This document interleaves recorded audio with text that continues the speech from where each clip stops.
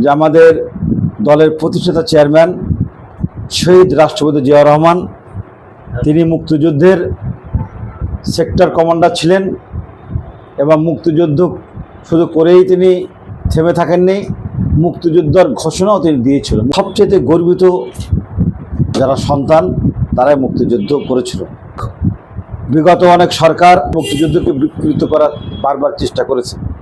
প্রকৃতপক্ষে যারা মুক্তিযোদ্ধা তারাই এদেশের গর্বিত সন্তান। যেমন গর্ববোধ করি যে অমুক লোক দেশের জন্য লড়াই করেছে। স্বাধীনতার 54 বছর পরে অনেক মুক্তিযোদ্ধা আমাদের মাঝ থেকে হারিয়ে গিয়েছে, তারা আমাদের মাঝ থেকে বিদায় নিয়েছেন।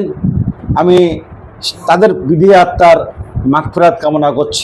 মুক্তিযোদ্ধার সন্তানেরা বেঁচে রয়েছেন, আমি তাদের প্রতি সম্মান রেখে আমি একটা কথা বলতে চাই, দেশ এবং রাষ্ট্র পরিচালনার ক্ষেত্রে আপনাদের ভূমিকা অত্যন্ত গুরুত্বপূর্ণ। আপনারা মুক্তিযুদ্ধের সন্তান, একজন গর্বিত পিতার সন্তান।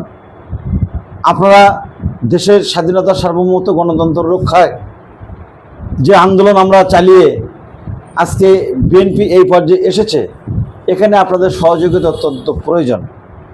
বর্তমান আমাদের মাননীয় প্রধানমন্ত্রী তারেক রহমান শহীদ মুক্তিযুদ্ধের একজন সন্তান। তিনি কিভাবে রাষ্ট্র পরিচালনা করছেন সেটা আপনারা জানেন। অতএব তাকে সহযোগিতা করা দেশের প্রত্যেকটি নাগরিকের দায়িত্ব বলে আমি মনে করি, বিশেষ করে যারা মুক্তিযোদ্ধার সন্তান।